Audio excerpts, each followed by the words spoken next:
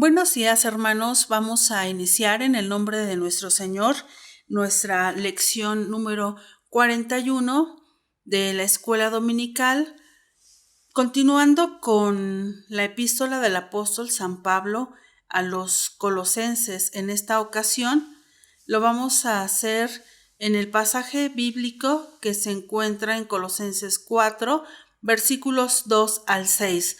Nuestra lección tiene por título La práctica de la oración en la iglesia. El texto áureo se encuentra en el versículo número 2, que dice: Perseverad en oración, velando en ella con hacimiento de gracias. El propósito de nuestra lección es enseñar a la iglesia que se debe de orar en todo tiempo. Dios, en su bondad y misericordia, ha provisto a su pueblo de recursos a través de los cuales se ha edificado en su vida espiritual. Uno de estos recursos es la oración. La oración, según el Catecismo Menor de Westminster, en la respuesta a la pregunta número 98, ¿qué es la oración?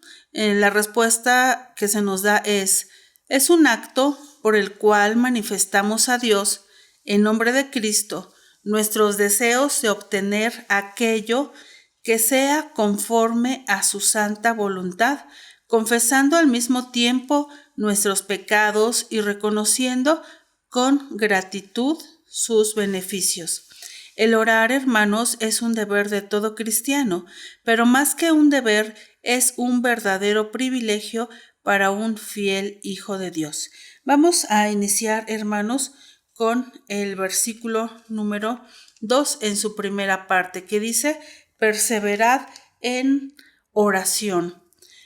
Perseverar o perseverancia significa permanecer constante en proseguir lo comenzado. Significa orar en todo tiempo. Versículo número 2 en su parte B dice: velando en ella con hacimiento de gracias. Los tiempos que vivimos nos hacen luchar por mantenernos firmes en la oración y en la fe cristiana, como iglesia de Cristo que se apercibe para esperar al Señor que venga en las nubes, para encontrarnos con Él y estar para siempre unidos y nunca separarnos, dando gracias al Señor por todas las cosas que recibimos de Él y aún por lo que no recibimos. Primera a los Tesalonicenses 5:18 nos dice: dad gracias en todo, porque esta es la voluntad de Dios en Cristo Jesús. ¿Cómo es la práctica de la oración en la iglesia? Como punto número 1, vamos a ver que debe de ser de una forma perseverante y en todo lugar, según primera a Timoteo 2:8. Es una demanda constante que se nos hace, según primera a los Tesalonicenses 5:17, que es orad sin cesar, es orando en todo tiempo. El tiempo es en la mañana, según el Salmo 5:3, cuando nos dice: oh Jehová, de mañana oirás mi voz, de mañana me presentaré a ti y esperaré. Otro tiempo para orar es en la tarde y al mediodía también, según el Salmo 55:17. Tarde, mañana y a mediodía oraré y clamaré y él oirá mi voz. De día y de noche es otro tiempo para estar en oración. Dice: oh Jehová, Dios de mi salud, de día y de noche clamo delante de ti. Entre mi oración en tu presencia. Esto lo dice también el libro de los Salmos. Confiemos, hermanos, en que Dios escucha nuestra oración, que nuestra oración entrará en su santa presencia. Debemos confiar y esperar en nuestro Dios. Él tiene un plan eterno en el cual ha establecido el momento perfecto para responder a cada una de nuestras oraciones. Los momentos de oración que realizamos nos fortalecen y consuelan en cualquier situación en la que nos encontremos. La oración, como punto número 2, no debe de ser descuidada, olvidada o tenida en menos. Si lo hacemos nosotros de esta manera, estamos nosotros desobedeciendo el mandamiento de nuestro Dios. Los impíos, según Job 21:15, tienen este pensamiento: ¿quién es el Todopoderoso para que le sirvamos? ¿Y de qué nos sirve aprovechar que oremos a Él? Las personas que no conocen a Dios piensan que es una pérdida de tiempo, que no nos aprovecha en nada hacer oración al Señor. Pero los que hemos tenido esta práctica, comprobamos una y otra vez que el Señor nos contesta, descansamos en Él, Él lleva nuestras cargas cuando ponemos a sus pies cada una de las cosas que nosotros querramos llevar, sean gratitudes o peticiones a nuestro Dios.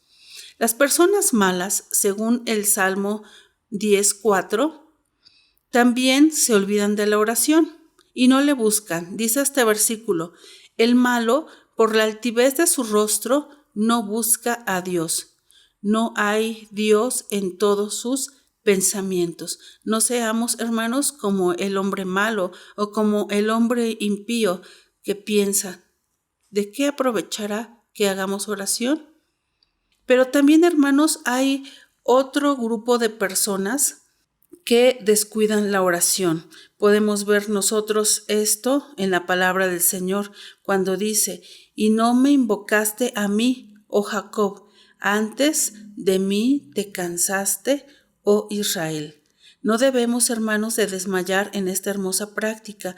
No nos debemos de cansar de orar al Señor. Hagamos como el profeta Daniel: en la mañana, a mediodía y en la tarde, 3 veces al día oraba y buscaba el rostro de nuestro Dios. Este personaje, hermanos, debe de ser un ejemplo para cada uno de nosotros. Vamos a ver ahora lo que dice el versículo número 3. Dice: orando también juntamente por nosotros, que el Señor nos abra la puerta de la palabra para hablar el misterio de Cristo, por el cual aún estoy preso.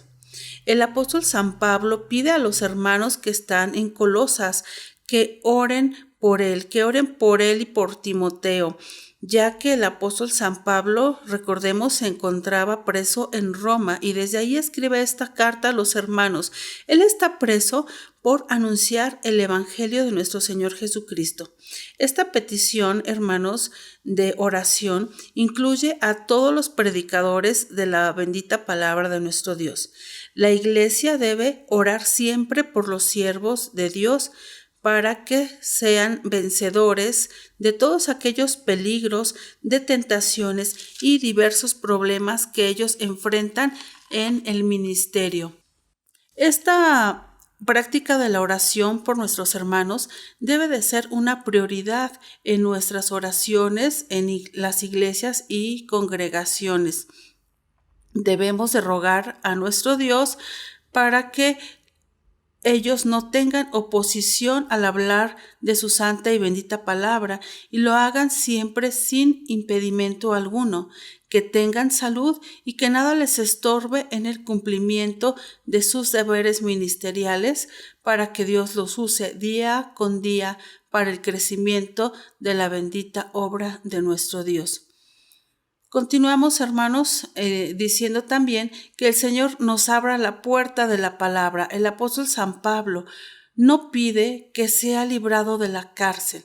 No está pidiendo, como había pasado en una ocasión anterior en Filipos, que se abran las puertas de la prisión y que él salga y tenga esta libertad, sino que él sabía que lo más importante era el predicar la palabra, aún estando él preso. Entonces él dice que el Señor nos abra la puerta de la palabra para que siga anunciándose el Evangelio de nuestro Dios. El pueblo de Dios también debe orar para que Él conceda este acceso a la palabra. El misterio del Señor es el mensaje de salvación en Cristo revelado en el Evangelio, el cual debemos de predicar y también debemos de clamar con perseverancia para que Dios nos dé oportunidades de anunciar esta redención en Cristo Jesús y para que su Santo y bendito Espíritu abra los corazones de todos aquellos que le escuchen. El versículo número 4 nos dice, para que lo manifieste como me conviene hablar. Como el apóstol San Pablo, los siervos de Dios tienen esta grande responsabilidad de exponer la palabra con fidelidad. Por lo tanto, la Iglesia debe de orar para que el Espíritu Divino los capacite y guíe en este ministerio, que nuestra conversación sea siempre provechosa a todos los que nos escuchan y sea aceptable para con nuestro Dios. Al mencionar esto, hermanos, estamos hablando que la oración de la Iglesia debe de ser sin cesar por los pastores, misioneras, obreros y todos aquellos que se dedican a predicar. Esto queda claro en los versículos que hemos meditado anteriormente. Pero, ¿por qué otros motivos debe de orar la Iglesia? En la Biblia existen versículos bíblicos que nos enseñan a orar por los reyes, por los que están en autoridad, por la Iglesia, por los santos, por todos los hombres, por los amos, por los criados, por los hijos, por los amigos, por los compatriotas, por los enfermos, por nuestros perseguidores y nuestros enemigos, por los que nos tienen envidia, por los que nos abandonan y por los que murmuran en contra de Dios. Los motivos de oración son múltiples. En la Biblia se mencionan aproximadamente 296 veces la palabra orar y 107 la palabra oración. Valdría la pena, hermanos, revisar cada uno de estos versículos para continuar aprendiendo y practicando esta hermosa disciplina. Continuamos con el versículo número 5 que dice: andad en sabiduría para con los extraños, redimiendo el tiempo. Andad en sabiduría. La comunión con el Señor produce una vida hermosa. Por eso la palabra de Dios manda a la Iglesia que viva con sabiduría, es decir, con prudencia y buen juicio. Los inconversos deben ver la conducta sabia de los creyentes en Cristo para que sean ganados a Él. Pero, ¿cómo podemos obtener esta sabiduría, hermanos? Las Santas Escrituras nos enseñan lo siguiente. Número 1, podemos pedir a nuestro Dios sabiduría, según Santiago 1:5, que nos dice: y si alguno de vosotros tiene falta de sabiduría, demándela a Dios, el cual da a todos abundantemente y no sayere, y le será dada. La palabra sayere significa sin reproche, es decir, si tenemos falta de sabiduría, si sentimos que no podemos tener esta sabiduría de parte de Dios, debemos de pedirla a Él y Él nos las dará en abundancia sin ningún reproche. El segundo punto es que debemos de tener temor a nuestro Dios, asimismo respeto y obediencia. Ser sabios a través del temor de Dios, porque el principio de la sabiduría es el temor de Jehová, según Proverbios 1:7. Y tercero, ser sabios por la bendita palabra de nuestro Dios. Debemos de escudriñar las Escrituras como el Señor Jesús nos los ordena. Escudriñad las Escrituras porque a vosotros os parece que en ellas tenéis la vida eterna y ellas son las que dan testimonio de mí. Vamos a continuar con el versículo que nos dice que debemos de redimir el tiempo. Es el versículo número 5 en su última parte. Los cristianos, hermanos, debemos distinguirnos por aprovechar bien el tiempo para glorificar a nuestro Dios y dar buen testimonio. Es necesario señalar los momentos de comunión con Dios y con su pueblo, el tiempo para la familia, para las horas de trabajo y de descanso. Los hijos de Dios no debemos de ser flojos ni descuidados de la vida que Él nos ha concedido. Por eso debemos de redimir el tiempo, porque estos días que nos está tocando vivir son malos. Debemos de tener sabiduría para saber vivirlos. Versículo número 6 nos dice: sea vuestra palabra siempre con gracia, sazonada con sal, para que sepáis cómo os conviene responder a cada uno.